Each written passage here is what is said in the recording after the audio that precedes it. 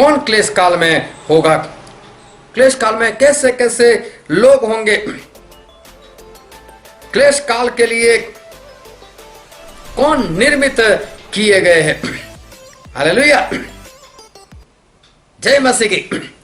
सुनते रहो। कौन कहता है कि क्लेश काल में नहीं है, क्लेश काल नहीं है। कौन कहता है हम क्लेश काल के पहले उठा लिए जाएंगे। प्रभु यीशु एक बार आ गए, दूसरी बार क्लेश काल से पहले, और तीसरी बार क्लेश काल के बाद आएंगे। ऐसा है क्या? प्रभु से एक बार आ गए, दूसरी बार क्लेश काल के पहले, और तीसरी बार भी आएंगे क्लेश काल के बाद। क्या आप ऐसा समझते हो? बाइबल में दूसरी बार आना, दूसरा आगमन तो लिखा है, पर तीसरा कहां लिखा है? तीसरा आगमन कहां लिखा है? जो सच्चाई से और आत्मा से चलते हैं वो अगर उठा लिए गए और बाद में एंटी क्राइस्ट आया, वो ध्यान समझ तक, तो प्रकाशित वाक्य में ऐसा लिखा है, प्रकाशित वाक्य उसका 13वां अध्याय,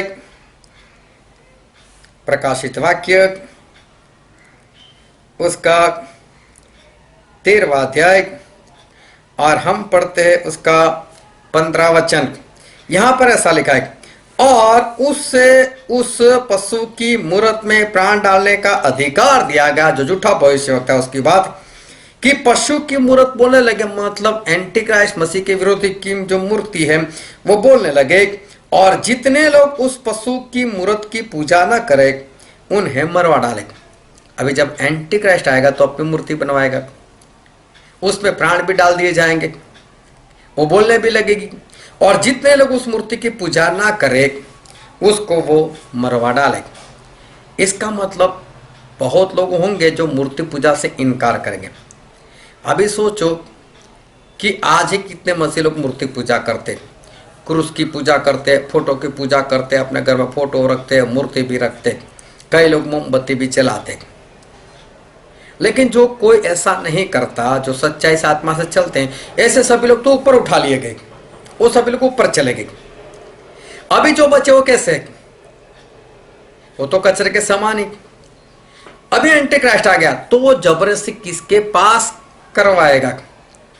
क्योंकि यहां पर स्पष्ट लिखा है, जो मूर्ति की पूजा ना करें उनको मरवा डाले। तो अभी ऐसे तो है ही नहीं, जो ऐसे थे उनको तो परमेश्वर ने अगर उठा लिए। अभी सोचो, क्या ये वचन गलत है? ऐसा कुछ नहीं है। क्लेश काल में परमेश्वर के लोग है ही, जो ऐसे लोग हैं कि जो मूर्ति की पूजा करने से मना करेंगे, ऐसे लोग हैं। और फिर उसके 20वें अध्याय में लिखा है, प्रकाशित वाक्य उसका 20वां अध्याय और उसका 4था वचन। देखो वहां पर क्या लिखा है, फिर मैंने सिंहासन देखे और उन पर लोग बैठ गए और उनको न्याय करने का अधिकार दिया गया, और उनकी आत्माओं को भी देखा। उनकी आत्माओं को भी देखा। किसकी आत्माओं को? जिनके सिर यीशु की गवाही देने और परमेश्वर के वचन के कारण काटे गए थे। सतावट हुई थी, उनके सर काट दिए गए थे गवाही देने के कारण, परमेश्वर के वचन में बने रहने के कारण। और जिन्होंने न उस पशु की, मतलब मसीह के विरोधी की, और न उसकी मूर्त की पूजा की थी। इसका मतलब ये लोग वहां पर थे, और न उसकी छाप अपने माथे और अपने हाथों पर ली थी। वे जीवित होकर मसीह के साथ 1000 वर्ष तक राज्य करते रहे। इसका मतलब ये हुआ कि ये जो लोग थे मसीह के विरोधी के वक्त थे, उनके पास जबरदस्ती की गई कि मोहर ले लो, पूजा करो, लेकिन ना तो पूजा की, ना तो इन लोगों ने मूर्त की मुहर ली। इसका मतलब ये हुआ कि इसी के वक्त, एंटी क्राइस्ट के वक्त, हम लोग हैं जो मसीह के पीछे आत्मा से चलते। क्या इनको नहीं उठाया गया था? या तो ऐसा है कि किसी किसी लोगों को उठाया गया, किसी किसी लोगों को नहीं उठाया गया। ऐसा तो बाइबल में लिखा नहीं, तो परमेश्वर ने इनको क्यों नहीं उठाया था? इसका मतलब उठाना मसीह के विरोधी के वक्त से पहले है ही नहीं। फिर आगे हम पढ़ते उसका 5वां वचन, प्रकाशित वाक्य 20 और 5। और जब तक ये 1000 वर्ष पूरे न हुए तब तक शेष मरे हुए न जी उठे, बाकी के मर ही चुके थे। यह तो पहला पुनरुत्थान है। और पुनरुत्थान का मतलब होता है मुर्दों में से जी उठना। मतलब मुर्दे बहुत लोग हैं, उनमें से किसी किसी लोगों का जी उठना। अगर 10 लोग मर गए उसमें से एक ही उठता है, बाकी के लोग नहीं उठते, उसको पुनरुत्थान बोलते हैं। जो एक उठ गया उसका पुनरुत्थान हुआ। बहुत सारे मरे हुए लोग थे, उनमें से कुछ लोग जी उठे, उसको पुनरुत्थान बोलते हैं। ये पहला पुनरुत्थान है, बाकी के मरे लोग नहीं जी उठे थे। मतलब सारे मर चुके थे, लेकिन उनमें से कुछ लोग जो जिंदा हो गए उनके बारे में लिखा गया ये पुनरुत्थान है।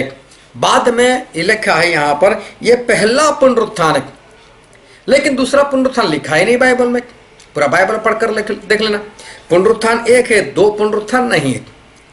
ये पुनरुत्थान हो गया, दूसरी बार पुनरुत्थान होता ही नहीं है। लेकिन हम आगे पढ़ते हैं प्रकाशित वाक्य उसका 20वां अध्याय, और हम पढ़ते उसका 11 और 12 वचन।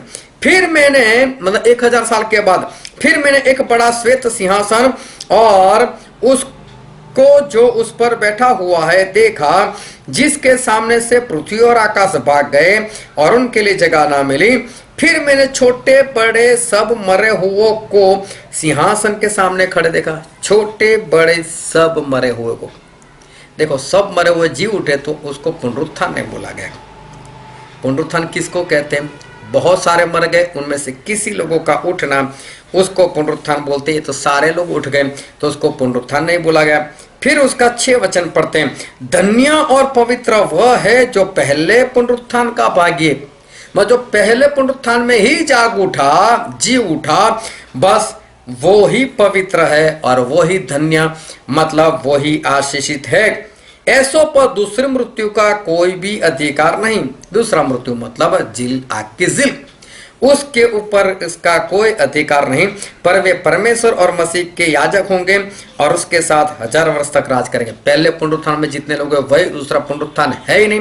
दूसरे बार कोई लोग उठाए नहीं जाएंगे, उठाए जाएंगे तो सारे, और वो भी हमेशा के लिए नरक के लिए उठाए जाएंगे। अगर सभी मसीह के विरोधी के पहले उठाए गए थे तो मसीह के विरोधी के वक्त, जो मसीह का विरोधी आया था तब उसके वक्त क्या दूसरे पुनरुत्थान वाले हैं? और दूसरे पुनरुत्थान के बारे में तो कहीं पर लिखा ही नहीं। पहला पुनरुत्थान लिखा है, लेकिन दूसरा पुनरुत्थान कहीं पर भी नहीं लिखा है। और भी हम वचन पढ़ते हैं जो है पहले कुरिन्थी में, पहला कुरिन्थी उसका 15 अध्याय, और हम पढ़ते हैं उसका 22 और 23 वचन। और देखो यहाँ पर क्या लिखा है। और जैसे आदम में सब मरते हैं वैसे ही मसीह में सब जिलाए जाएंगे। आदम में सब मरते हैं तो मसीह में सब जिलाए जाएंगे, परंतु हर एक अपनी अपनी बारी से। सब जिलाए जाएंगे लेकिन अपनी अपनी बारी से। पहला फल मसीह, वो तो हो गए, वो तो जिंदा हो गए। फिर लिखा है फिर मसीह के आने पर उनके लोग, जब मसीह आएंगे तब बाकी के लोग। तो मसीह 2 बार नहीं आते, 2 बार नहीं उठाए जाएंगे। मसीह के आने के वक्त मतलब एक ही पुनरुत्थान है, और प्रभु यीशु का ये 2 ही आगमन है। एक हो चुका मनुष्य जीवन में, और अभी दूसरा आगमन जो है होगा मसीह के विरोधी के वक्त जो उठाए गए हैं। मतलब प्रभु यीशु मसीह के विरोधी के वक्त के बाद ही आए हैं। ये बात पूर्ण रीति से तय है।